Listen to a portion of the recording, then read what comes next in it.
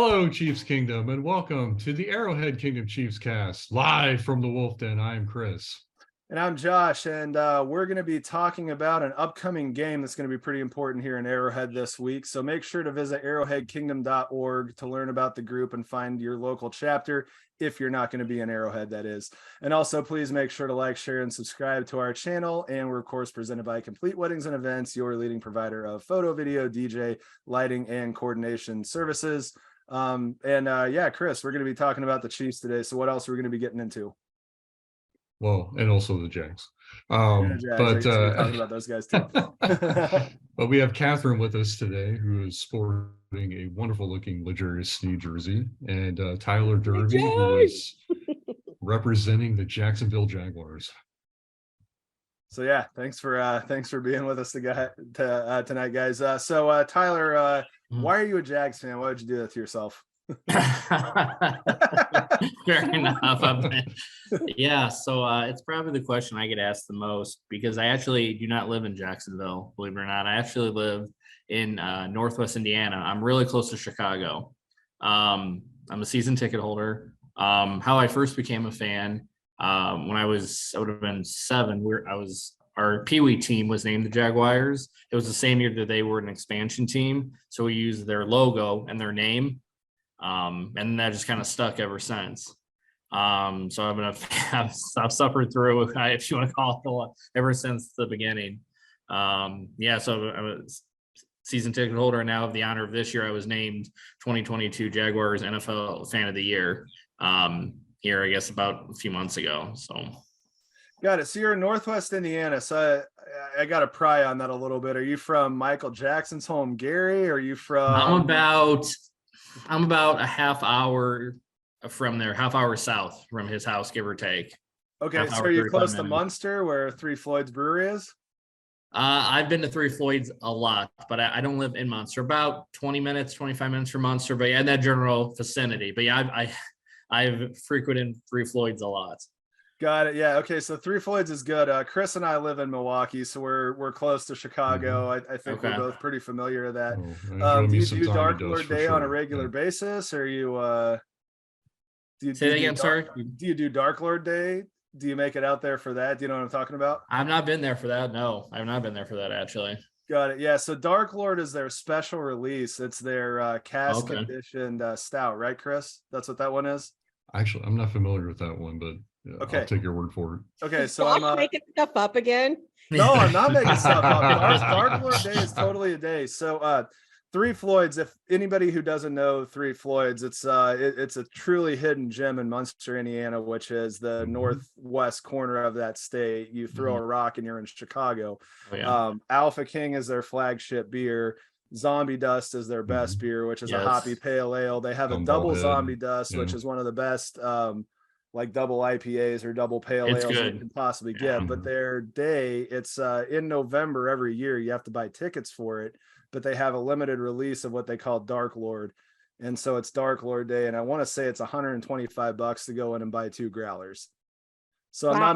I'm not making stuff up. I've never had the beer, but I've heard great things. So your deal.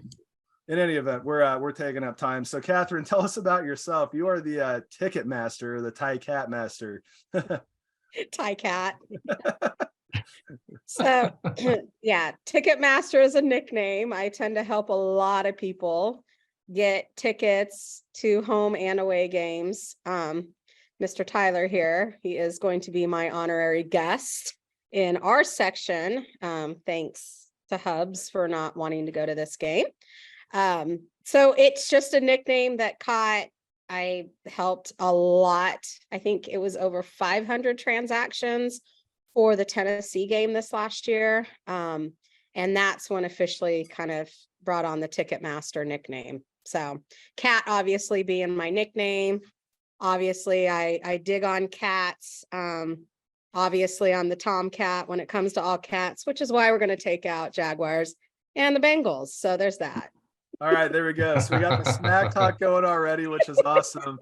So before we get into this game, we had a pretty wild card weekend. I mean, it normally ends up being named that way. So we'll get into the wildest game that happened. We'll go ahead and do this one first. So Tyler, were you at that game in Jacksonville?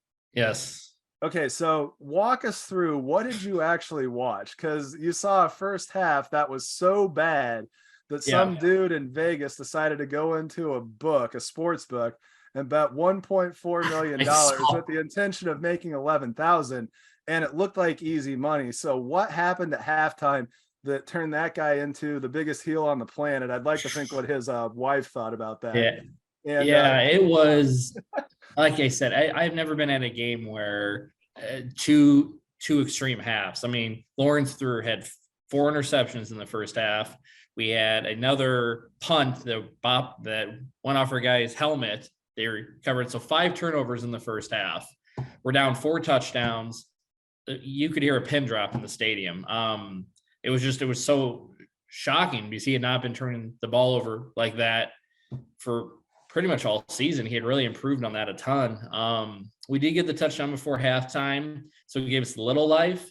But I mean, I'd be lying to you if I thought that we still had a chance to win. I'd be lying to you because, I mean, the way the Chargers had played, I'm like, okay, we're going to have a historic half to come back. And sure enough, just one drive at a time, like we started to score and we're like, this is getting closer. And like we're talking before the show, the Chargers, I mean, you want to talk about a choke job. As well as we played, they were playing not to lose. Their play calling got uber conservative, just bad play calling. I mean, if they would have done anything, they would have won. And then at the end of the fourth quarter, momentum, the crowd was getting back into a deafening crowd, and the momentum was just rolling, and Chargers were getting penalties left and right. Bosa's throwing his helmet and yelling at the ref. I mean, at that point, I knew we're going to win this game. They were imploding. You could feel the pressure, and but it's still soaking into me because we've been such a bad team for so long. I mean, the worst team in the league last year and the year before. So 2 straight years of being the worst team in the league. So for us to go from that to win a game like we did Saturday night, I'm like, it was so weird for me to process that because we're not used to winning big games like that. So, I'm still kind of soaking it in, to be honest. It was crazy. Weren't you guys technically coachless at the beginning of the year or something?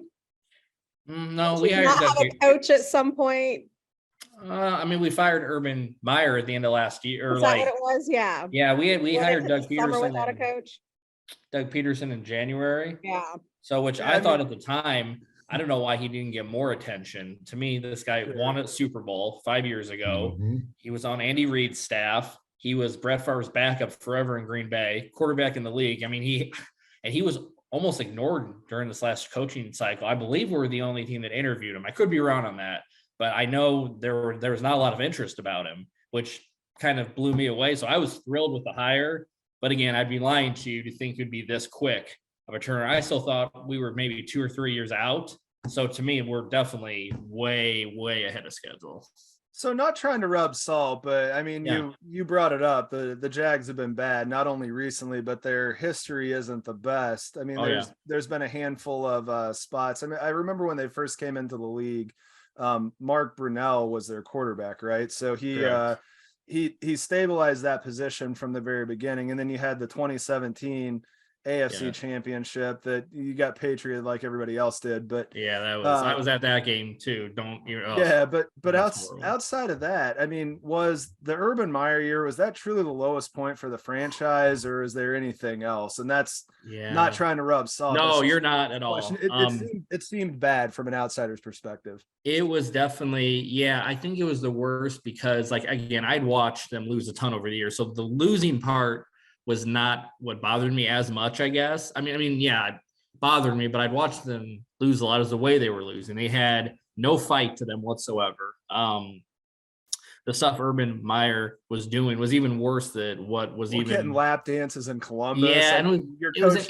can't be doing that. It was embarrassing. And on top of that, I had a friend who was actually an assistant coach for the team. He was an assistant special teams coach, and he would tell me stuff like throughout the week, and like, so the stuff he was doing was way worse than what was even in the media, which was bad enough, but he would berate coaches behind the scenes, throw them under the bus.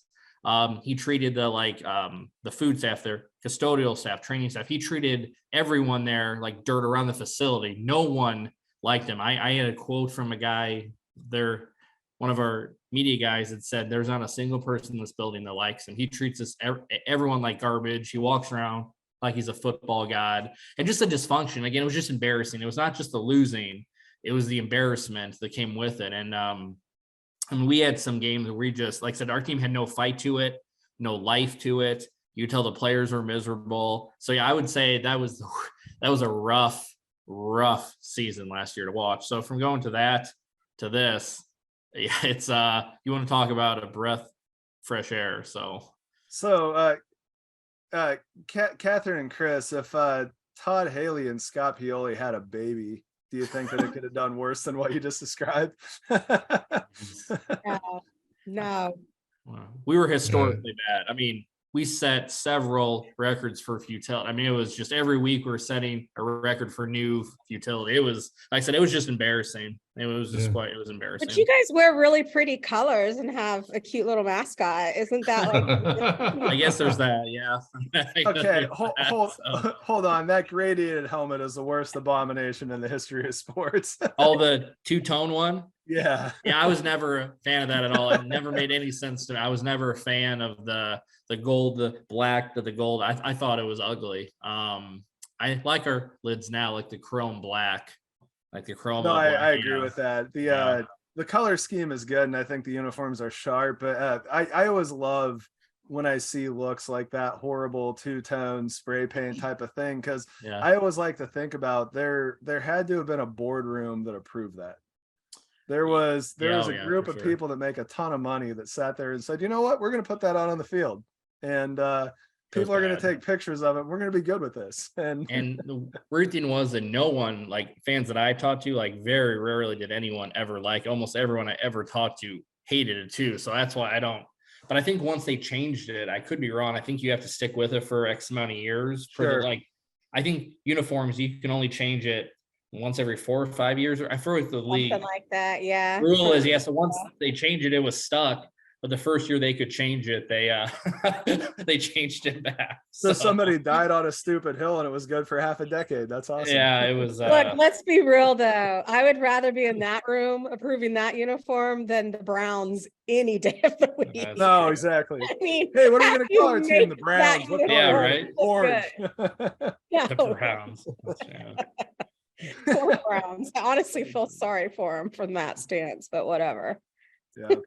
All right. So outside of that crazy game, I mean, we watched the Chargers Charger. I mean, I know that you were surprised to see the Chargers do that. I don't think any of the three of us were. Yeah, I don't watch them enough to. I mean, I know that they have a history of choking away. I guess I just have never seen anything like that, just up close. Yeah, especially with all the talent they have too. Herbert, Eckler, Allen. I'm just like, this team is loaded. I just have. I mean, they got some players. Derwin James, but I've never seen a team, I guess, in recent memory with that much talent just crap the bed like they did in the I've never seen a team choke with such a lead. I mean, we see them choke all the time. Yeah. But not with a lead like that. To choke on a lead like that. Unfortunately, I have, but I'm not going to bring that up. Well, we have choked against them, so there's that. This is true. Never on the a Jags lead at like least, but a different AFC South team. But yes. Yes, I remember. Yeah, it was the Andrew Luck game. Yes. Okay, so I was at that game. I was at that game, and I hate the city of Indianapolis just based on that game. So I went to that game, and I had my wife with me and my 7-month-old daughter. And and so we sat down. By the way, we had to pay $100 to get her in there. That was really, absolutely, everybody had to have a ticket, everybody. That wasn't any kid under 2. Was that just an Indianapolis rule? No. Well, at least not there. I can tell you at every baseball stadium that worked, and on every airplane that we rode that worked. So my daughter's been fairly well traveled. She's almost 10 years old now, because it's been that long. But we had to pay to get her in there. We had to buy her a ticket, but we sat down in front of this group of Colts fans, and the game had no more than kicked off, and this dude turns around and his tongue was blue because he had been taking whatever Jello shots and stuff. He's like, "Oh, I hope Jamal Charles tears his ACL on this play." And I'm like, "What? No, I hate stop fans. that! I hate Stop that! fans Stop that! Stop that!" And before it was all said and done, this lady who was with that guy was threatening to get into a fist fight with my wife.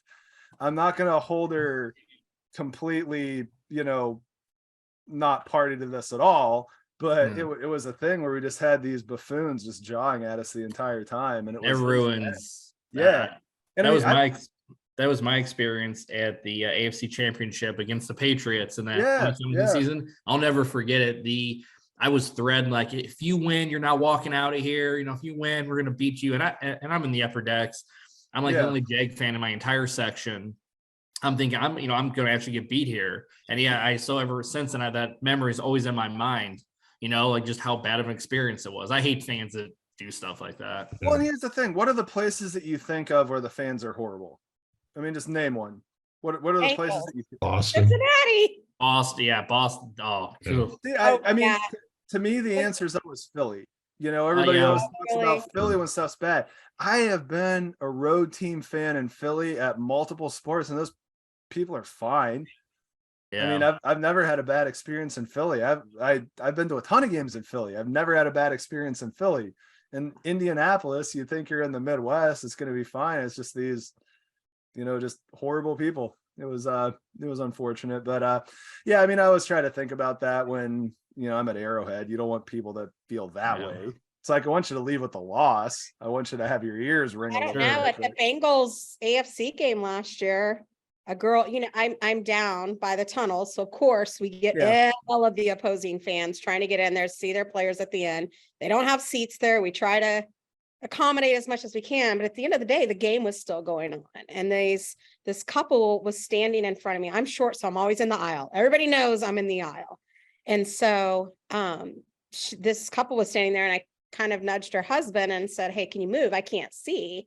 She grabbed my hand and just squeezed it. And it was my ring finger, to the point, as soon as that game was over, I mean, it was right at the end. I had to run to the bathroom, and my girlfriends, everybody had a lotion. We were putting everything to get my ring off. I could not wear my wedding ring for almost a year because she had essentially sprained and basically busted my knuckle. Yep. Bengals fan. Yep. At our stadium. See, the ones that I sat next to, because I was at that game too. The ones I sat next to were fine, and it was just bad. Like I said, it gets bad in our section at an intense game like that, because everybody's emotions are high at this point. But on top of that, they're trying to get as close as they can to the tunnel to be next to their team, congratulating them and stuff. So it's pretty bad at playoff games during that. Yeah. So Chris, what's your worst story? We've all given ours. We need yours. God, of a fan. Oh, I just remember when I first moved to Milwaukee, my wife and I got tickets, because I got tickets from work. I was Brewers Cardinals. So part of our tickets were, we got, what was it, up in like the club level where you can actually eat dinner and all that beforehand. Yeah. And our seats were actually like 5 rows up from the first base side, over on the I think it was the Brewers dugout. But we get down there finally, probably the third inning or whatever, and we get to our seats, and this douchebag Cardinals fan turns around. He's like, "Hey, welcome to the game." And it's just like, yeah, welcome to Milwaukee. But then I started having PTSD of being in Kauffman Stadium at a Cardinals game, and I was like, oh my God, this is just taking me back. There's a whole bunch of idiot St. Louis fans here. So yeah, I guess maybe that's the closest I can come to a story. I don't know. Yeah. Well, it's not a badge of honor that you deal with something like that. It's actually an unfortunate situation. But, no, I didn't have any Brewers gear on or anything. It's just like, okay, man. Hey, I will say that most of the time, I think the broader, and I know we spoke about this, Josh, to have a different podcast about this, but 100%, the majority of NFL fans are awesome. I mean, Chiefs have some bad ones too. We're not immune for sure to these Every fan antics base at all. does, And so I just think things happen. That's what people talk about versus the good. But oh man, I have met some incredible fans that are on I don't know, opposing Catherine. teams. You guys have a really questionable fan, Jeff Christensen. And Chris, I don't know, he's a little questionable in my book. This is true. Jeff really needs to simmer down a little Yeah, bit. he's a shady character. He's so shady. He's always got these charities and helping little kids. I know. I don't know what his angle really is. I don't know what his something angle wrong is. Good stuff. Good stuff. So the other side of the bracket, the Bills and the Bengals, I mean, they both won. I personally contest that if either of the Dolphins or Ravens had their starting quarterbacks, we're talking about different matchups. 100%, especially the Miami game. Oh my gosh, yeah, both games. Yeah, the Ravens were basically walking wounded, and that if Huntley doesn't dive over the pile and put the ball down the air, that's a 14-point swing. The Ravens probably win the game. Crazy. Well, and that's it. I mean, he had to make that play, and that's one of those. There's three ways that goes. We're either talking about him as a hero, and he's going for a starting job next year. Yeah. We're talking about him as, somebody that went for it and didn't quite get it. Because I mean, if that ball hits the ground 99 out of 100 times, that ball hits the ground, and it doesn't even really matter who recovers it at that point. I mean, you got Burrow with a 99-yard field, 98-yard field, 95-yard field. If you lose, it's completely on you.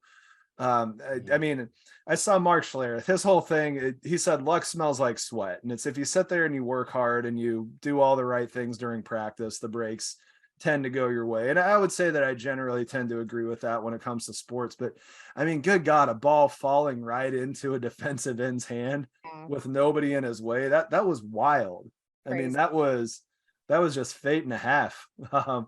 So I don't know. I mean, the Bengals and Bills look pretty flawed to me, and I'm looking forward to them beating up on each other. I feel the Bengals are less flawed than the Bills right now. I agree. I hope they can capitalize on that. That's if the Bengals play like they did in the fourth quarter of that game. Sure. Be okay. I really want an intense game though. I want them tired. I want obviously the Bengals to win and be broke down by the time they get to us. That's what I'm hoping for. Wait.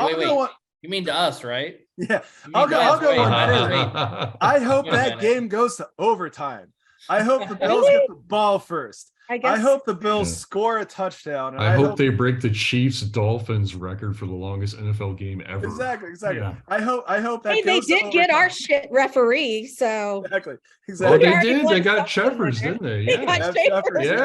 Cheffers. No, I hope that game goes to overtime. I hope the Bills score a touchdown, and then I hope that the Bengals have to get the ball back. They score a touchdown as well, and then Bengals stuff the Bills defensively and then kick a field goal to win the game. They use the rule that the Bills got changed against them. That's what I hope happens. Hey, real quick, can we go back to the Miami game? Because I feel proper props need to be given to Skylar, our little local area sage prime. Yeah, he's a hero around here. A third string quarterback coming in that in a playoff game against the Bills. Come on, he deserves all the props. He needs to be starting next year for sure. I mean, I gave the Miami Dolphins defense the props on that one. I mean, I'm going to be honest with you. I watched that game and saw it differently. I thought he was a liability, but he shouldn't have been out there starting. I really did. No, I didn't think he played well at all. I think he did good. The boys, that was his third? He had a professional game? He had 105 pass attempts. He should not have been playing that game. Okay, but he had his passes. They touched the hands of those receivers. No, he did. The receivers dropped the hell out of throws, him. That's not on Skylar. He did. Anybody that knocks Jalen Waddle upside the head isn't incorrect. Waddle was the liability to. I saw Cheetah drop one right in the Cheetah dropped one too. So exactly. Yeah. We still call him the Cheetah when he ditched us. I don't think he gets that title anymore. Okay, well we can call him Flipper or whatever. One of the Dolphins. Yeah. There you Snowflake. Go. Yeah. There you go. Snowflake. It came from whatever year. championship. Hooray. I liked how you said though that Skylar was the most accurate QB in the NFL right now. And he's right. He was. Unfortunately, Hill was not the most accurate receiver.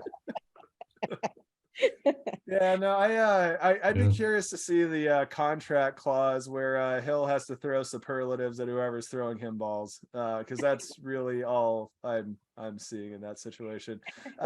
Anything interests you, Tyler, over on the NFC side of stuff? I mean, I personally, I thought the 49ers looked really good. I think the Vikings defense ruined both Kirk Cousins' career with the Vikings, and I think they also ruined the Giants salary cap because they're going to give Daniel Jones a contract, and that unit was horrible. And then the Cowboys look good. I've been saying for over a month now, if not longer, I think the 49ers, quote me on this, I think they steamroll to the Super Bowl. I don't believe in Philly at all, even in the slightest. To me, they're frauds. I'll be completely honest. They don't impress me the way they came down the stretch. I'm not saying they're a bad team, but there's some about them. A few times I've watched them, I just didn't buy into it. The Niners, with that defense, unbelievable. Christian McCaffrey, George Kittle, Deebo Samuel, Purdy's playing out of his mind. Shanahan's an amazing coach and play caller. Their defense is lights out. I just think the Niners are just the most well-rounded team on the NFC side. I truly think they go to the Super Bowl in the NFC.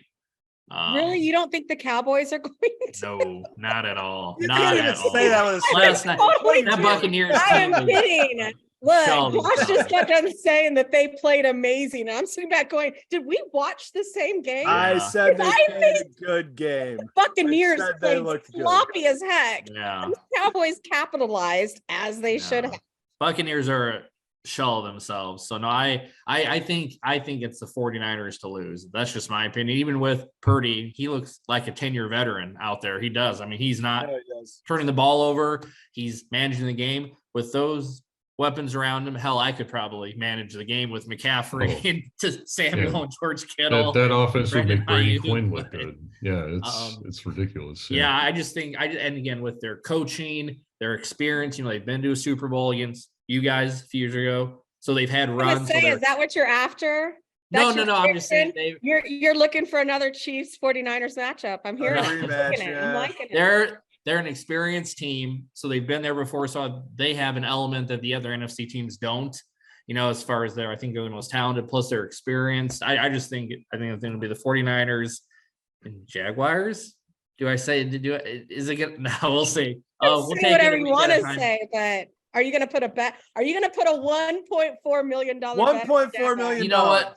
I was going to go 1.2. I didn't want to, 1.4 is a little steep, but 1.2 I might no, that's instant. No, I at this point, like I said, to me, we're playing with house money. We're so far ahead of schedule. I never expected us to be here in a million years. So I won't be disappointed. Do I want us to win on Saturday? Hell yeah, I want us to win. But at the same time, I'm not going to leave the stadium upset if we don't, because they've by far exceeded my expectations. So, and there's some to a team. See, I don't know. Like, we've been playing must-win games for over a month now just to get in.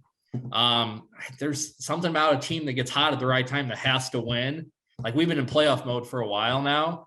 Sometimes I've seen the bye week backfire against some teams, where they kind of get out of rhythm. They get rusty. Now, I don't think Andy Reid I think they'll come out sharp. The Chiefs are an experienced team. So 28-5 off the bye. Yeah. So I'm not saying I wasn't confirming the Chiefs would be, but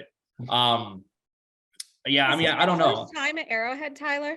I've been there. I was once, it had been 10 years ago, maybe 10, 12 years ago. It was a while ago. Did you tailgate and do all that or no? Yeah, tailgated. Not a ton of tailgating. I didn't have as many, contacts like you and stuff that I did. So you are in store for it. I did see the weather took a turn for the worse. It looks absolutely horrible. It looks like 38 in rain or something. Like it was. God, it would have taken out of the Seahawks weather. game. You live in Chicago. That's nice. Well, no, what are you talking it's fine about? for me. I know that is true, but I was more concerned for our team than it was for me.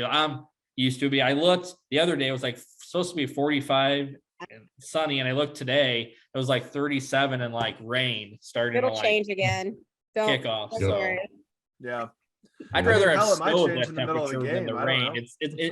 It's Yeah. that rain when it's like in the mid 30s is just the worst. Oh yeah, cold rain sucks. Yeah, I'm we're with just you like I'd there. rather have I'm with snow you at there. that point as Yeah. opposed to rain and just above Yeah, freezing. I'm the same way. I'm like, just start snowing. Yeah, I mean, just come start on. snowing. I have a really agree. nice Chiefs poncho for you. I'll pack a bag for you. It's so nice, Catherine. You're so nice. No, I'm such a good host. I don't know if we explained how we met. So this was at the 2021 draft in Cleveland. So it was the first draft after COVID, or I guess during COVID. During COVID. During COVID, yeah. So we were right on the outside of the inner circle area. And we just ran into each other. I ran into you and a few other fans I still stay in touch with to this day, and we had the best time. It was just the best. It was a fun time. It was cool. We So did. just random encounter. It was random, and we built literally an NFL family out yeah, of it's cool. random There's fans. so many great NFL fans, and I love meeting up and stuff like that. It was fun. It was just a fun draft. Like it was a fun time. So, yeah, that was when I got the kiss from, or no, I kissed Roger Goodell. That's right. Yeah. Yeah. You pull down the mask. Pull down the mask. Mask and was I required. I'm either gonna boo you or kiss you. Which one do you want? And he That's right. down for the kiss. I remember that. Right. And Whoa, then wow. like, all that, right. so the Goodell bot said, "I want to kiss" over being booed. He never technically said, but he leaned down for it. So I went with it. She just went for it. Wow. Nice. Okay. She Let's just She say was he may have definitely, slipped his number in my back pocket. Okay. All right. It might have been a fine slip, but what are you gonna do? The photo's amazing, Yeah. but the best part is it happened right in the middle of COVID. Y'all don't understand. I mean, we were in the middle of COVID. The only reason we were there is because we all proved we were vaccinated and stuff. Yeah, but I was just like, is this really happening? Like, everybody ended up with their masks off. We were completely partying with, I mean, we were in the inner circle at the end, and we were partying, listening to the concert. Like, it was the like, weather was horrible too. It was like mid 40s and rain and windy every day. You're right there on Lake Michigan there. Like we're right on the lakefront. The wind was horrible. Horrible. Steak by the lake. Yeah. You're on Lake Erie there. Yeah, Lake Erie. Let's not bring Lake Michigan into that. Good point. No, by the way, Cleveland, very underrated city. I've enjoyed all the time that I've spent there. I've had a blast in Cleveland. Trying to find if you can see the pictures. That's us. Oh, yeah. Nice. Yeah, so just random encounter. It was interesting. Yeah, with the masks and all that. It was just a weird, like it was just a weird time. But because they did it by the Rock and Roll Hall of Fame, right? Yeah, like there's like the stadium, and they had like the stage, and then the Rock and Roll Hall of Fame was right across the way. Yeah, I like that stadium. Rock and Roll Hall of Fame's blessed. And they built the draft stage. Theater, yeah. It wasn't part of the stadium. It was behind the stadium, right on the lake. Yeah, right next. It was closer to the Hall of Fame, or what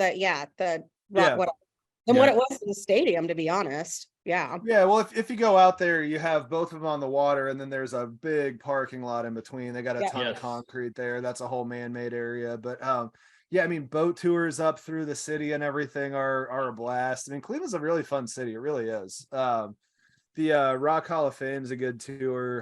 Highly recommend. It's a tourist trap that's worth going to. So we rented a car and took the hour drive and went to Canton. Yeah. Okay. So I've never done that one. Amazing. Yeah. Tyler, did you go there? Yeah. Did you do that while you were there? No, I go to Canton every Hall of Fame weekend anyway with PFUFA. Yeah. So I've been there a dozen times. So yeah. Yeah. Monica and I decided to rent a car, and we took off one day. They've added a ton to it over the years. It used to be just so small, but now they've done the huge expansion there. They're adding, it's a whole massive facility now with the Hall of Fame. It's cool. Yeah, it's huge. It's awesome. So quick wild card question. Rock and Roll Hall of Fame, who's the biggest snub in your mind? You guys music fans? Who's not in the Rock Hall of Fame that should be? I know Chris is gonna have an opinion on this. Oh, Sonic Youth. But Okay. yeah, that's me. I don't know. I honestly don't keep up. I don't know who's in it or not. Yeah, I don't know who's in and out. I'm not in it. My fabulous karaoke skills didn't make it. Yeah, sure. No, so I'm gonna go with Akron, Ohio born Devo. Devo is not in there. Mark Mothersbaugh has been a contributor to more soundtracks than you can possibly shake a stick at. The Rugrats theme is him. But the Casale brothers were from Akron, and I think Devo should be in there, and they haven't cracked anything close to being there. But yeah, I mean, so Chris and I are both going with theoretical, outfits that have done numbers to change music. But in any event, we don't have to dwell on this. So let's preview this game that we have on Sunday. So Tyler, you're going to be hanging out at Catherine's tailgate, the TiCatMaster tailgate. Yes. Yeah, 12th man tailgate, which is right in the grass by the J lot, which is the gold entrance. So that's the place to hang out. You're going to be hanging out there. What has she told you that you're in for? I know a good time. I haven't got like details. My husband's right here. Oh, it's not.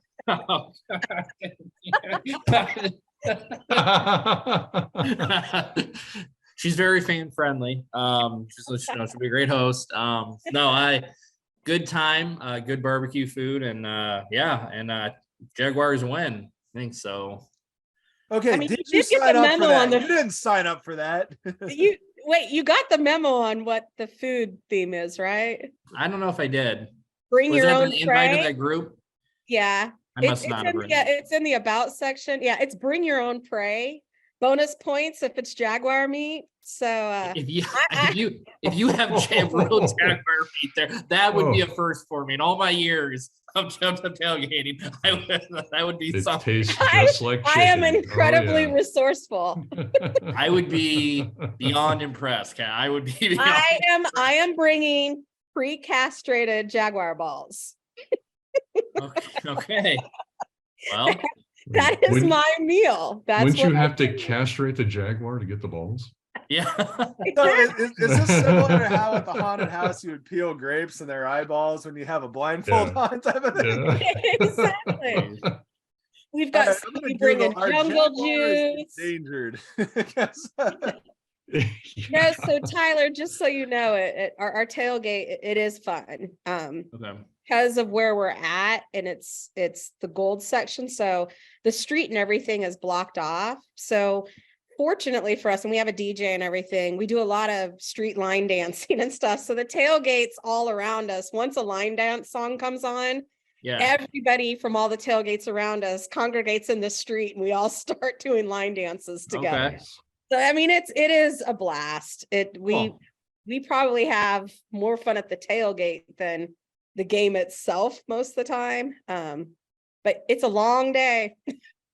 Or are you straight up Cupid and cha-cha? Or do you get into the deep cuts like the biker wobble? We got Mama Sneed out there wobbling with us. So do you guys get into the deep cuts like the biker shuffle live from Cleveland? Any of that one? Do you know that one? Yeah, but I should have them put that on. Yeah. Okay, so it's Big Moochie, MUCCI. It's from Cleveland. I think it's got a Highway 71 sign on the front, but the biker shuffle is a good one. Okay, you got to send me that. I mean, I'll do that. Yeah. No, I got you. The biker shuffle is a good one, and I wouldn't be surprised if Mama Sneed knows that one. She probably does.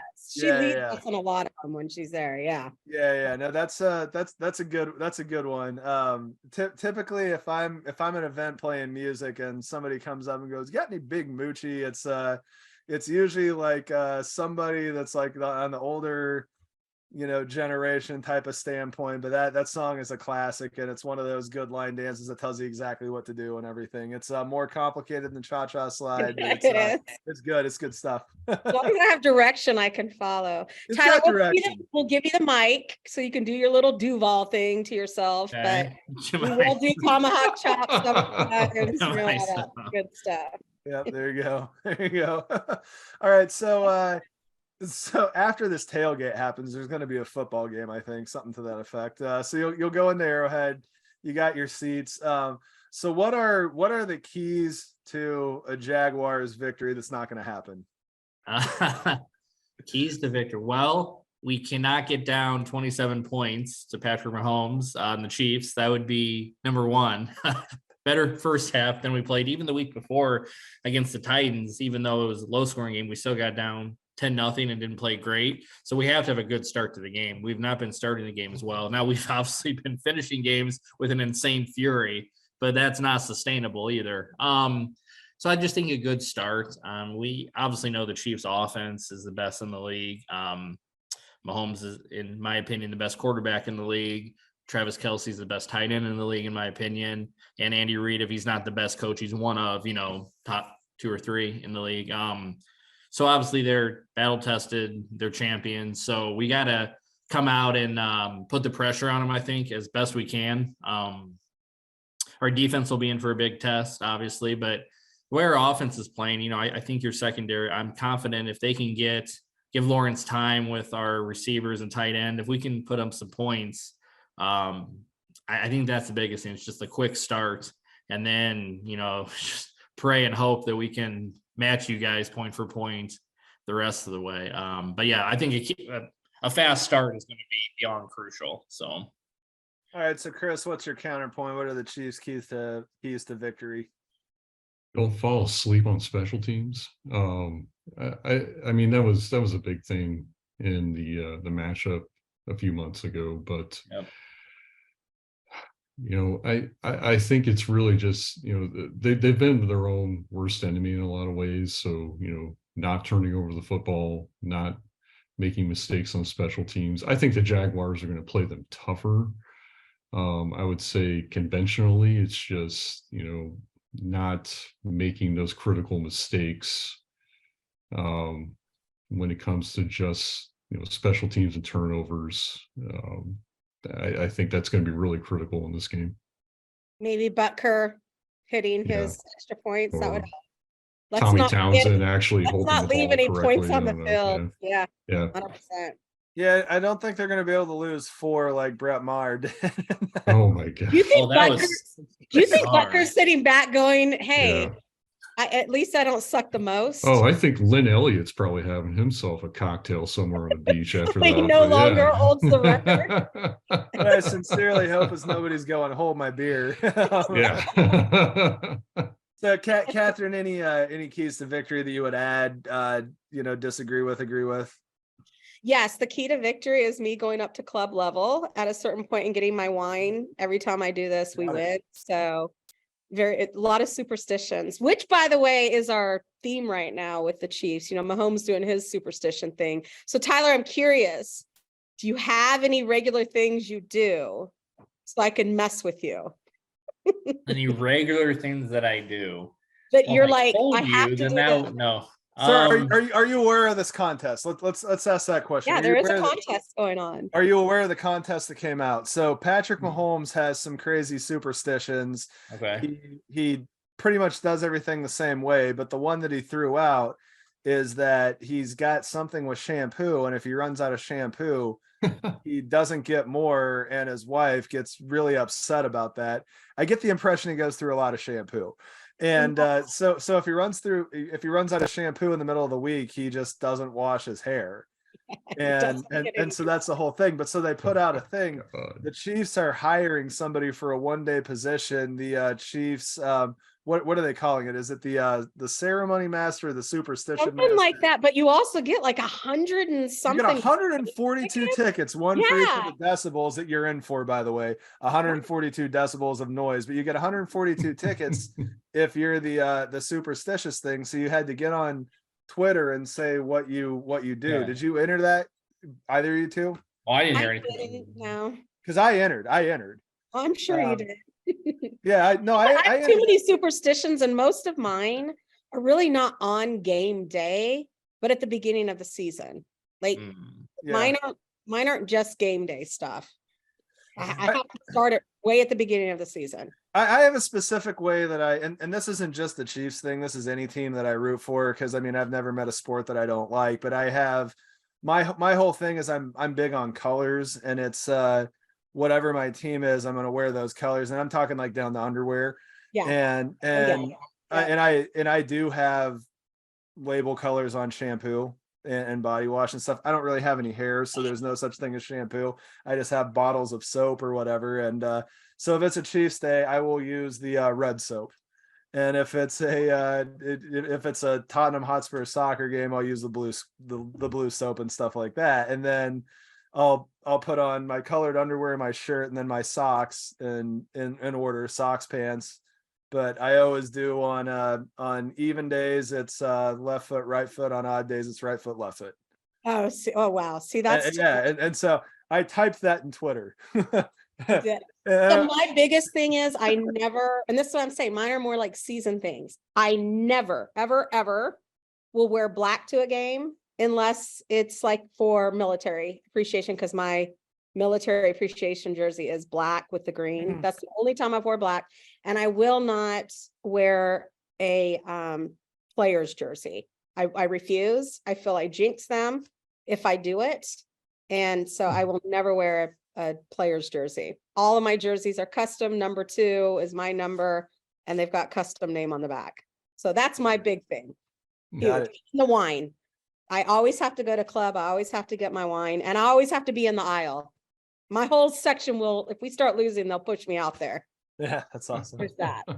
Okay, so again, Tyler, do you have any superstitions that you can mess with? Or are you like a normal rational? To be honest, I don't have any superstitions, to be honest, at all. I'm gonna make you drink Pepsi the whole game. I'm gonna ruin Pepsi. I'm just gonna drink Coke. No. To be honest, we've been bad for so long. I hate to say this, we've been bad for so long that I've never got, I guess, into the superstitions, because we've just always, I don't know, we've just lost so much. You know, I know it sounds bad, but like I love my team, passionate, but like I guess that's maybe why I never got into it, is because we've really not played in a lot of big games to even, I don't know, be superstitious. But no, I honestly don't have anything.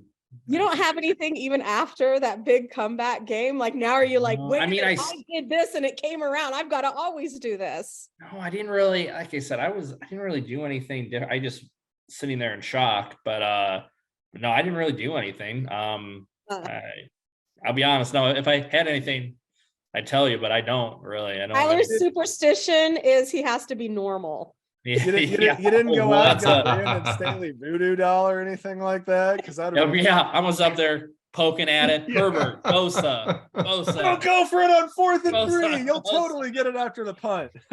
Yeah. Throw your helmet on the ground. Yeah. I'll bring my Mahomes voodoo doll on Saturday for Cat. I'm sure that would go over super well. I'm sure that would go over well. Yeah, I can only carry so much protection. Yeah, I was gonna say, I'm sure that'll go over great. That'd be great. Yeah. Okay. So let's talk advantage areas real quick. So we have positions. You already said that Patrick Mahomes is the best quarterback, so we'll just gloss past that one. I think we can agree with you on that. That's one. Let's talk about running backs. What do you think? Do you think that Jacksonville or Kansas City has the advantage there? Jacksonville. As of late, ETN's been really turning it on.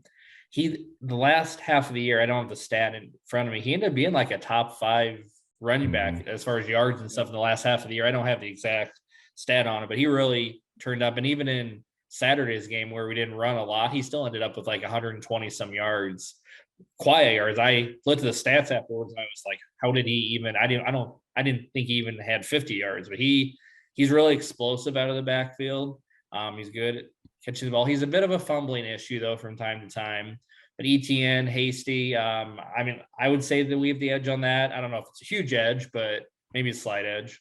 So ETN was 20 carries, 109 yards, 5.5 per carry. But the big play was that 4th and 1 where Peterson. Oh yeah, absolutely. Did not do the quarterback sneak and roll it out. That was brilliant. And as far as I'm concerned, that was a Peterson play of the game and really gutsy. I love it. Yeah.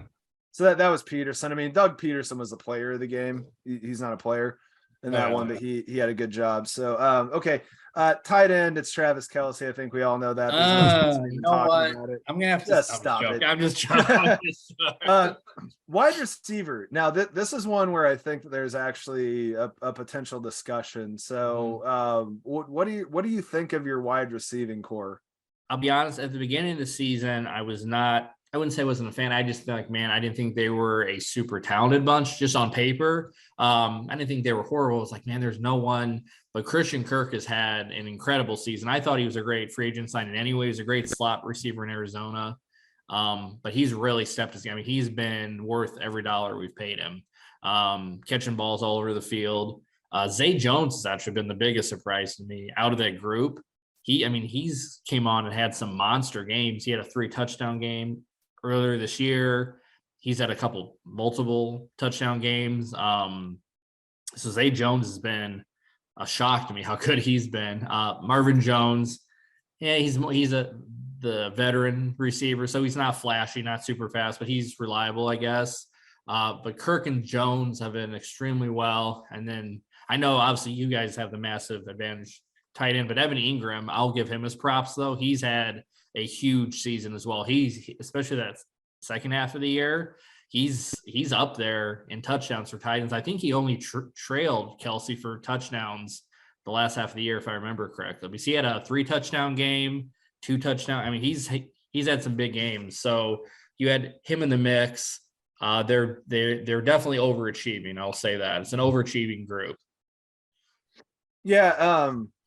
I think it's interesting you say that Kirk was worth every dollar because he's the one who was effectively patient zero at breaking the wide receiver market. His dollars per year is what started to make the Devontae Adams of the world start asking for more money, which ultimately got Tyreek Hill out of town.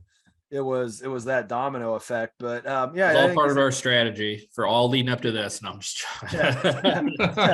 We're playing the long game. But yeah, he had a good season. I would agree with that. Chris or Catherine, either one of you guys want to argue over?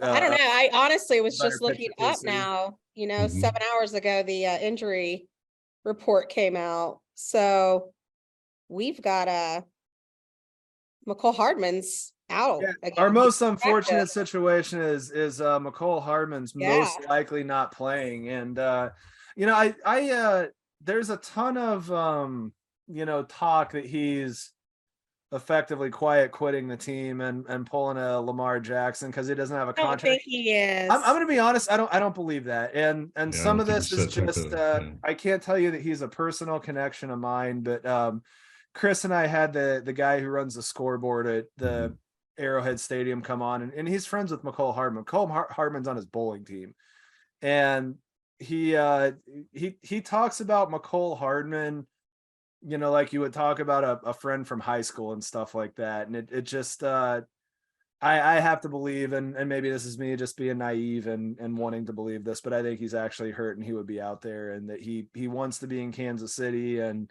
he's not trying to force his way out for a bunch of dollars and stuff. But yeah, there you go. So I was with him in Vegas. I had the absolute flipping honor to go to the family area after the game. That's why I'm saying I don't think McColl's going anywhere. No, I don't. One of the first ones out there hanging out. I don't either. He is part of the fam. No, he's not going anywhere. He literally, I think, was the first one up there because he wasn't suited up and stuff that day. Well, I mean, he kind of was, but yeah, I don't think he's going anywhere. He is part of the Chiefs fam.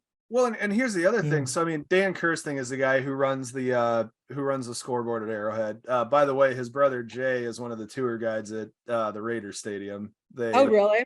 Yeah. So they both grew up in East Troy, Wisconsin, which is about 20 miles from where Chris and I are. Oh yeah, I think you told me that's how you got the tour. And so they moved to Kansas City, and Jay loved Bo Jackson, and he more or less went all in on the Raiders when he moved to Vegas, and got in with the team and everything like that. I think that makes sense, But so Dan knows McCole Hardman really well, and McCole's on his bowling team. And I don't know if any of you guys have ever done league bowling, but the difference between bowling 100 and 150 and a 200 is stark.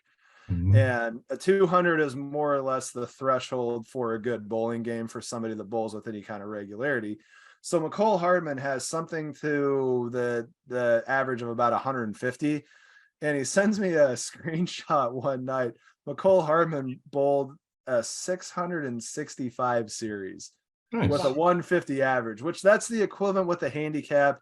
It's been a while since I've been in league, but that's the equivalent of bowling over a 900, which is 300s. When was he bowling? Are they allowed to bowl and stuff during? They are. So he can bowl, but it was a random thing where he's on the injured list. This was like a year ago. Oh, so I don't know if he's bowling now, and he's not like a regular bowler, but what I'm saying is that he's bowling with staffers for the Chiefs. Yeah. And he was bowling with staffers because he thought it would be cool to bowl, and he heard somebody who, worked for the team walk by and say, we need an extra bowler tonight. And he goes, that sounds fun. I'll do it. So, I mean, McCole Hardman sounds just like a cool, down to earth dude. He really is. You totally just, corroborated that story. Yep. And yeah. So I hope he doesn't go anywhere, because he's somebody that I just, want to see succeed. And if he was healthy, he would be my pick for the most receiving yards for the Chiefs in the playoffs. That's where I was at. That's why I wanted to see if he practiced, but nope, he still didn't practice today. So I don't think he's going to be in for the game. Yeah. So I don't think he's sandbagging either. Okay, we got Pacheco. No. Yeah. Pacheco's I love Pacheco. And then Kadarius Toney looks like he's got some capability as well. And then Juju's playing for the money as well. But anyway, let's see if I had any other questions. So areas of advantage. Let's go over to the defensive side of everything. Defensive line. I mean, we have Chris Jones with 15. Well, he doesn't play on the line. We'll get to him. I was stuck on defense. I understand that, but so Chris Jones had 15 and a half sacks as a defensive tackle, but I think we all know the one stat in the playoffs, he has exactly that many. So does that change, Chris, in this playoffs, and does that change this Saturday? I think our defensive line is going to come out exploding. 100%. It better. Yeah.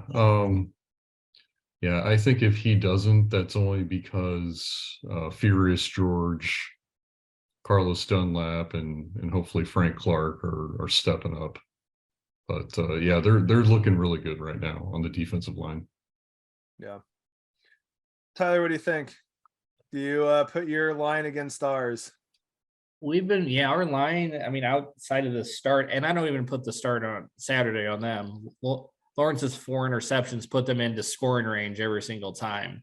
I mean, they played a part in it, but they were also, their backs were against the wall to start on almost all those drives. But Josh Allen has been turning up lately. Trevon Walker, Allen on the edges. That's where we're the most dominant. If those two can come off the edge and wreak havoc. They're now, the one thing about them is they are a little up and down at times. They're kind of home run type, either home run or strikeout type of, so they're very kind of all over the place. If they're on, they're on, but if they're off, they're off. I don't know honestly who would have the advantage there, to be completely honest. I'd say it's close to even. I guess I don't necessarily. It's got to be close on that one. Yeah, it's too close to call for me. Yeah, I think Josh Allen's really underrated. I mean, yeah, he's very athletic. I say our line is very, with him and Trevon Walker, we have a lot of athleticism. Yeah, he's got a ton of talent. Those two can drop back into coverage and kind of play that hybrid linebacker line position. So they're very versatile. So when they're on, they can definitely attack off the edge. So yeah, I think it's about a wash. And baseball advanced sabermetric, you strike out or you hit a home run. I like that. Yeah, that's the best way with him. Like if he's on, he's causing havoc, but if he's off, it's bad. That's the way I view it from my fandom, I guess. So sure. What are your thoughts on the linebacking core? We're not particularly strong. We're not particularly strong at linebacker. Devin Lloyd, our late first round pick from this past year, he's turned it on a little bit as of late. I'd say our linebacking crew is probably our weakest unit on defense. If I had to pick one of the units, so not knowing your linebackers extremely well, I'd probably still give you guys the edge because our linebackers are not particularly great. Yeah, I mean, Nick Bolton broke a tackle record that was held by Derek Johnson, and I know you know that name because everybody does. Oh, yeah. So I think that we'll take that advantage. Anything to add from Chris or Catherine? Yeah, so long as Nick Bolton doesn't get hung out in coverage too often. I mean, that's the big thing. Some defenses or offenses can take advantage of him in coverage. Yeah. All right, let's talk about defensive backs now. Show us your jersey. Sorry. Oh yeah. There we go. There That's it a is. sharp Snead jersey. Our JJ, our little JJ. JJ. So JJ, that's what the people that know him call him, huh? Oh yeah, he's JJ. Nice. Yep. Sorry, Legarius. Legarius. Yeah. I love that, JJ. Yeah, and then I saw a thing, take PFF for what you think it's worth. A lot of people don't think it's worth very much, but for what it is worth, Justin Reed has been the highest rated safety for the last month. So I think that's good. We have a couple of rookies on the corners, and then we have JJ in the slot. So I feel JJ covering and shadowing and stuff. Like, I love how versatile they've made him. He's all over the field. He's all over the field. And what I really like is that they're trying to do that with McDuffie as well. So there you go. That guy needs a new contract. I mean, no, absolutely. Extend that man. Yes. He needs a new contract. I 100% agree. So Tyler, give us your best on the Jags secondary. Yeah. Again, they're kind of an up and down unit. Lately they're playing again, that first half of that Chargers game, I like to say that's kind of that was kind of abnormal. Like I said, all those drives for the most part, they started, with their backs against the end zone. So, I don't know how much of that is necessarily because they really clamped down in the second half. Tyson Campbell's good, one of the defensive backs. He's a second-year player. He's really stepped up. Trey Herndon, Rayshawn Jenkins. They're very, like I said, I'll kind of describe it like I would Josh Allen. They're very up and down. Even if they're on, they're on.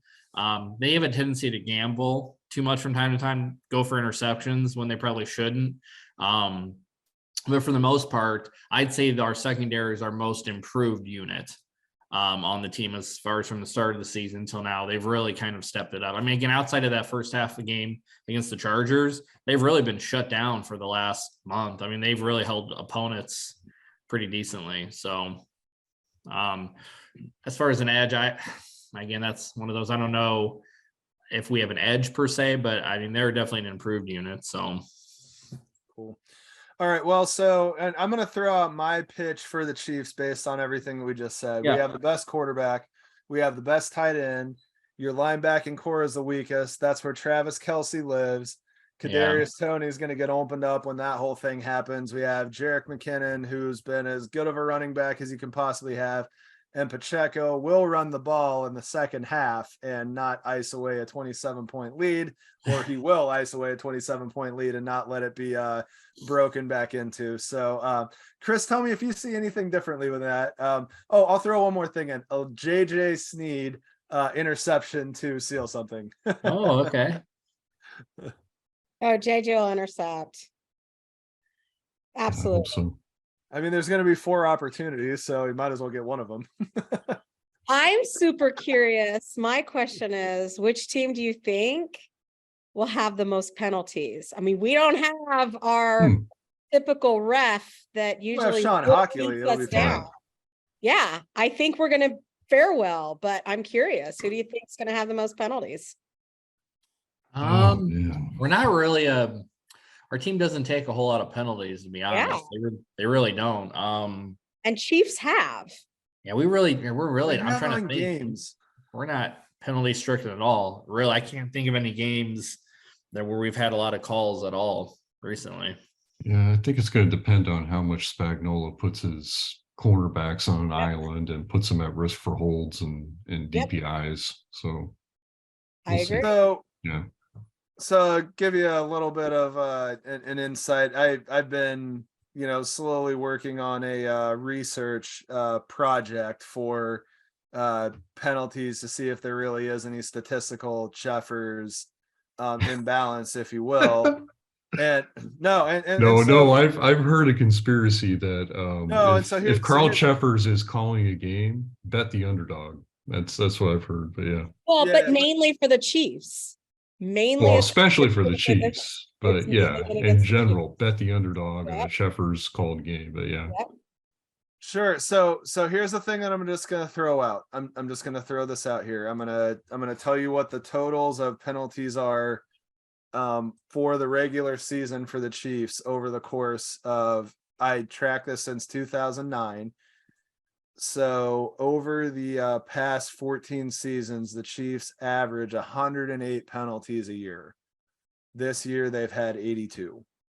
To throw that out here. Last year it was 117, it was 126, 124, 147 in 2018. Wow. I wonder what those stats are going into the playoffs. So, but that's for total years that include playoffs. That does include playoffs now, including Super Bowls. Yeah. Now, so let me look at the Carl Cheffers. So if you look at it, it's 82 over the course of 18 games so far. So 82 divided by 18. So they roughly get 4 to 5 penalties a game. If you look at the Cheffers games over the period of time, we'll start with the game after that Pittsburgh playoff, which was in 2016. In Cheffers games, they average 8.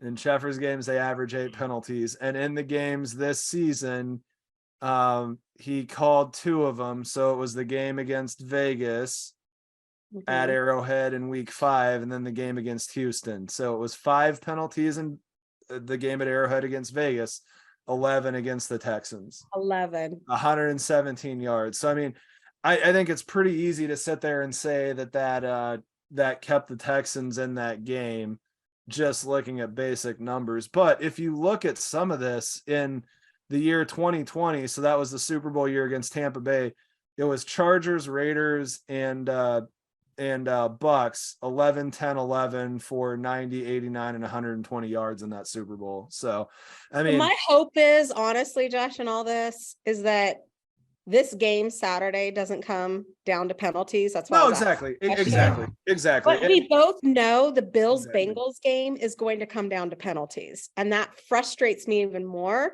because this is where I start to have the ridiculous conspiracy theories of where things are choreographed. And I just let that, I want the Bills and Bengals to just play. Let them play. Yeah. We call obvious penalties, but it makes me nervous that he's going to be the ref for that game. It really does. And so, I mean, my general belief on officials, I don't believe in the conspiracy theory stuff's choreographed. I mean, if you want to know what my honest belief is, I don't think that being an NFL official is a real job. And I'm just going to throw that out there. I don't think that's a real job. I don't think there's real training. I don't think that they treat that like an actual team. And I wrote a column on the Arrowhead Kingdom site not too long ago where I pulled out just some different quotes after one of the games that was bad. And Roger Goodell referred to him as the third team. And I pulled out their labeler is essentially going to something to the effect of 1% of the overall revenue. And the average salary for an NFL official is $205,000 a year. Now, I'm not going to be dumb and say that that's not a real amount of money. That's a real amount of money for a lot of people. But $205,000 a year to be calling games and potentially affecting outcomes for a $20 billion organization is a joke. Yeah. And I look at it as the lowest paid official on the field should be at the league minimum. And the guy who's a head official should not be allowed to have another job. He should be somewhere in one of 3 or 4 locations every single week, looking at film and dissecting all the times that they messed up every single call. And there should be a level of accountability and a path forward to getting better. And well, they are scored though. And it's my understanding they're penalized somehow for wrong calls or missed calls. I just don't know how it's penalized or scored. That's the problem. None of that is transparent at the end. We know supposedly scored and all of this, but Sure. NFL's not transparent in that, and that ticks me off. See, I don't necessarily care about the transparency. What I care about is that there's not a level of cutthroat. I mean, I've worked at a bunch of big companies. I'm a compliance officer, so I care about transparency.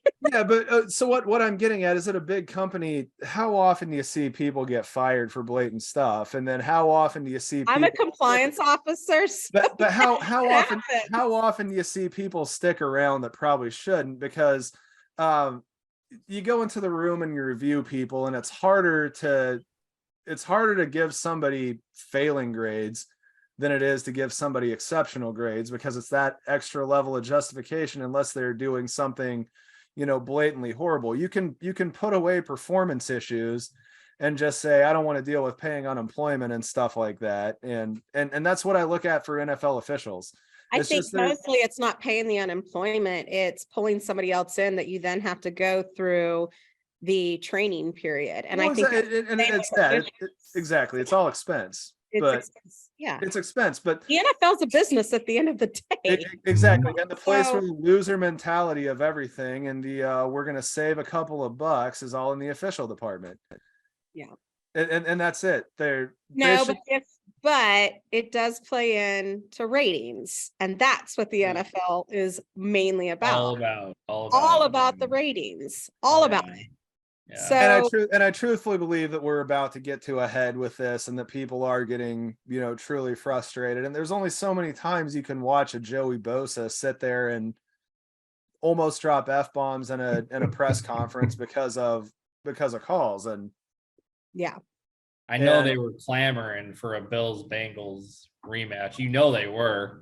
They wanted. You knew they were just salivating at that chance. Oh, exactly. So my hope is that they play.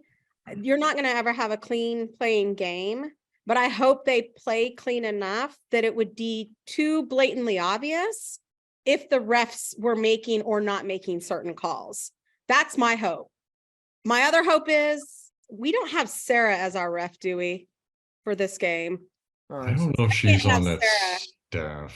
You're talking about Sarah Thomas? Yeah, I cannot have Sarah reffing our games either. She really messed us up on that. We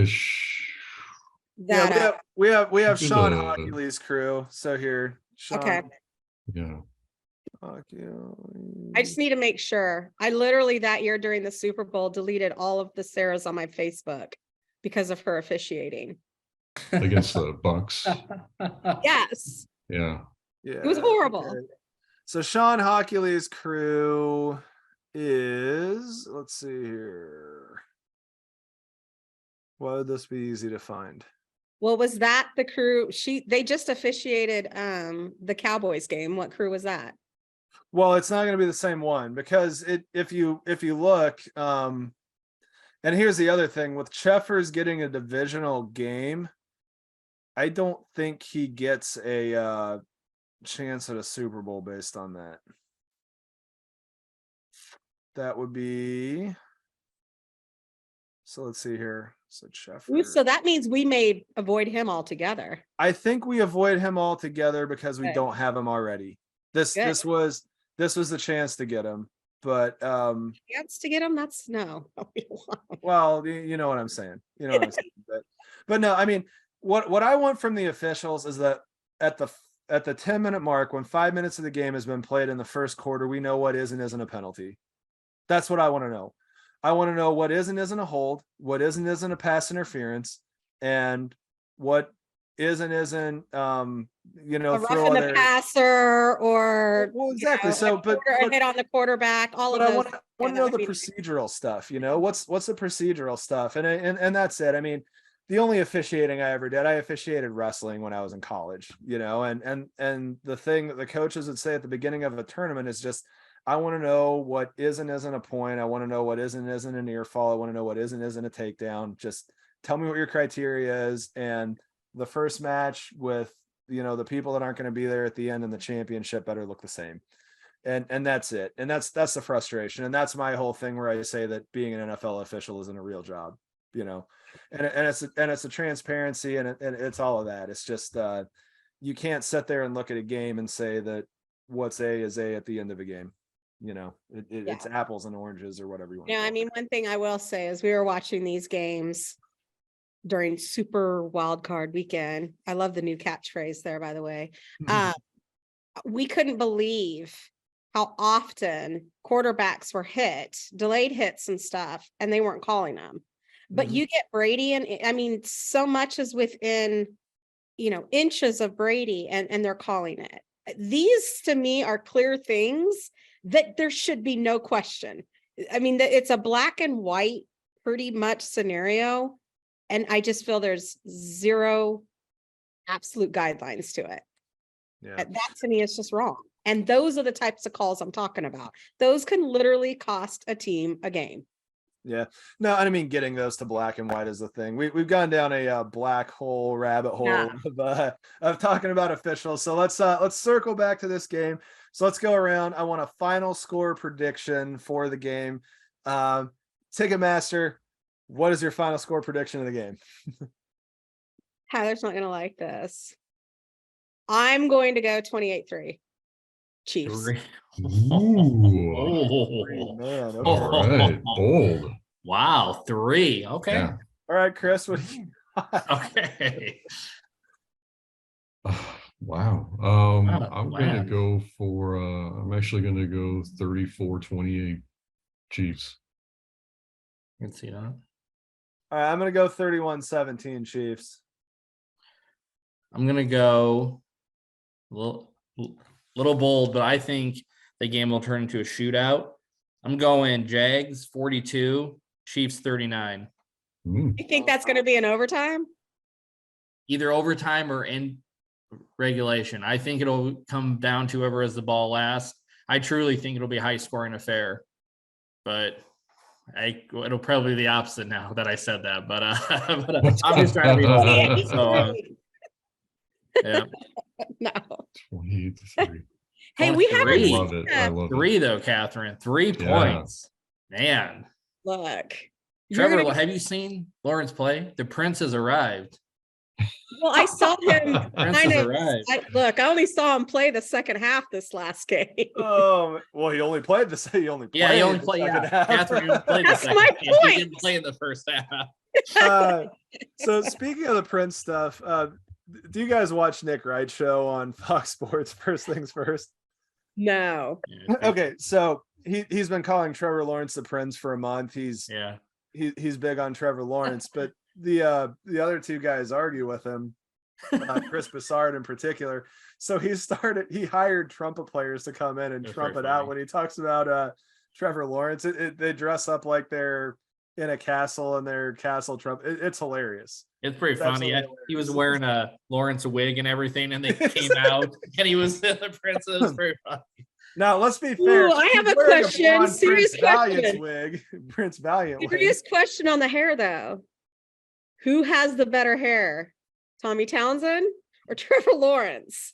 Oh, you gotta go Trevor Lawrence. No. Have you Sunshine. seen Townsend's locks? Sunshine. Yeah. Lawrence is beautiful. Don't talk about him that way, Catherine. He's beautiful. I honestly think beautiful. Tommy Townsend and Lawrence could be brothers. You're gonna hate me. I think Trevor Lawrence has better hair. I really do.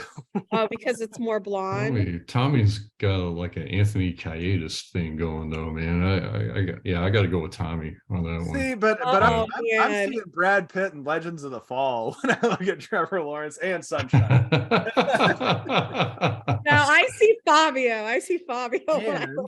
And Brad Pitt. I think Tommy is fan. more of the Legend of the Fall Brad Pitt style. So he's Kevin Sorbo, whatever you're gonna do. But Brad Pitt is a Chiefs fan, so we're still circling that back. Yeah. Who's the most famous Jaguar fan? Besides you, Tyler. Besides you. Well, besides me, boy, there's a pretty far fall for me though, because I'm so far at the top. But no.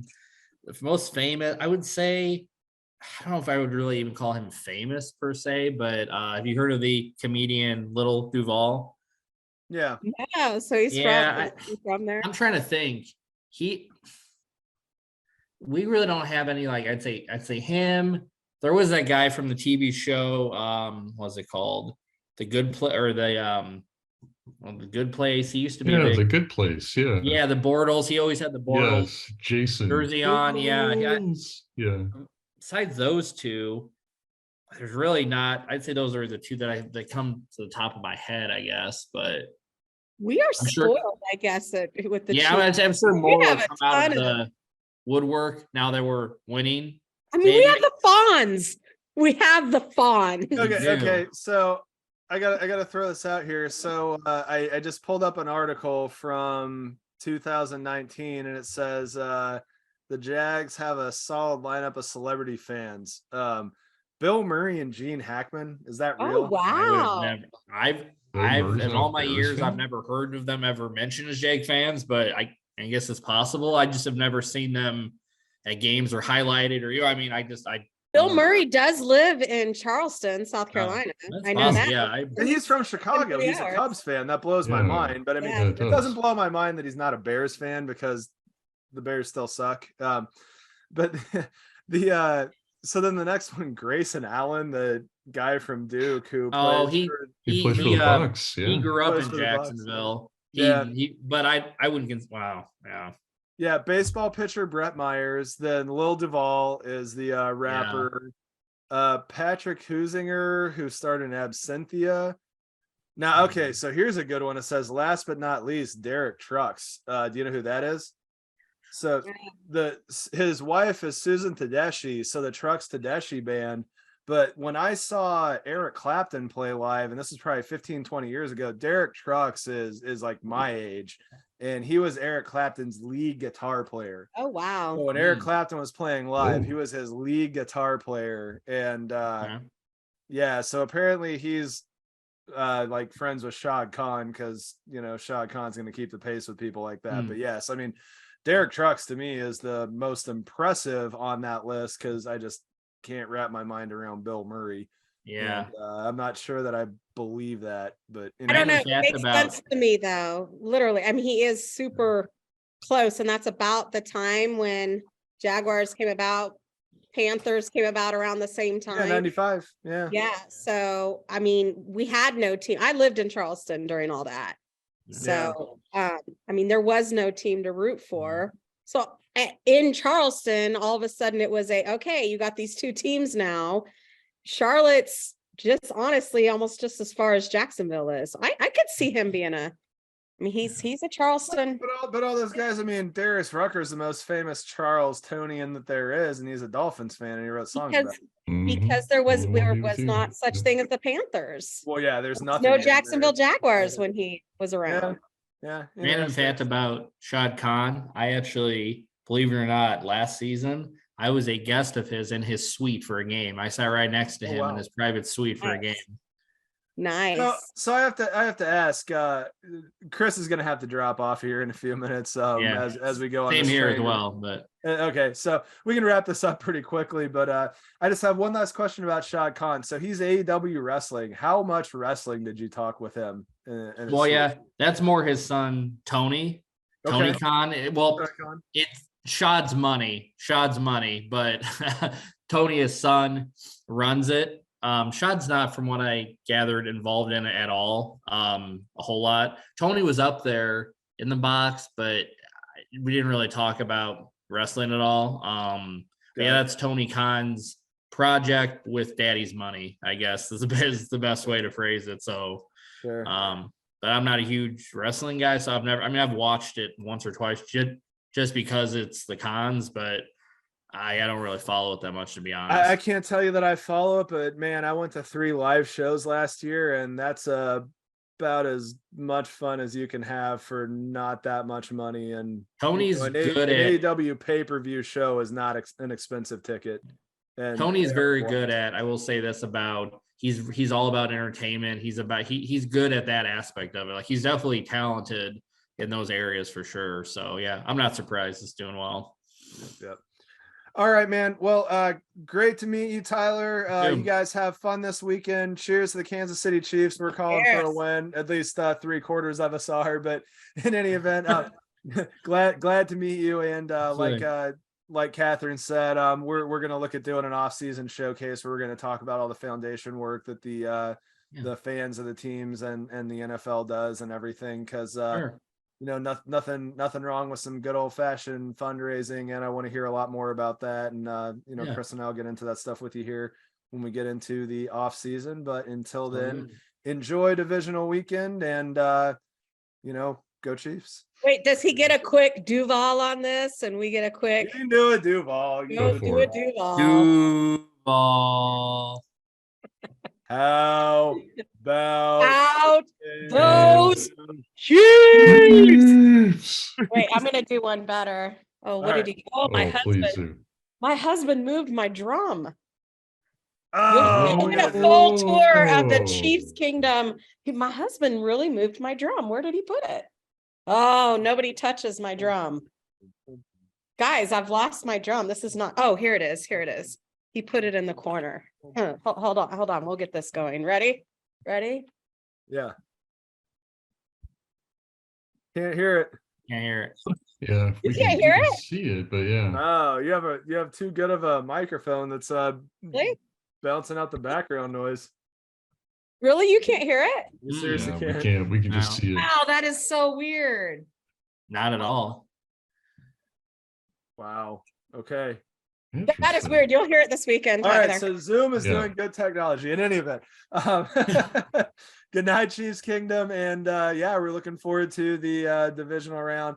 Have fun at Arrowhead. I'm assuming you're driving and grab some 3 Floyds on the way for that tailgate. You seriously should grab some zombie dust and take that with you. Yep. Should. All right. All right. Cheers. We'll see you in a few days, Tyler. Cheers. Sounds good. We'll be in touch. All right. Bye. See ya.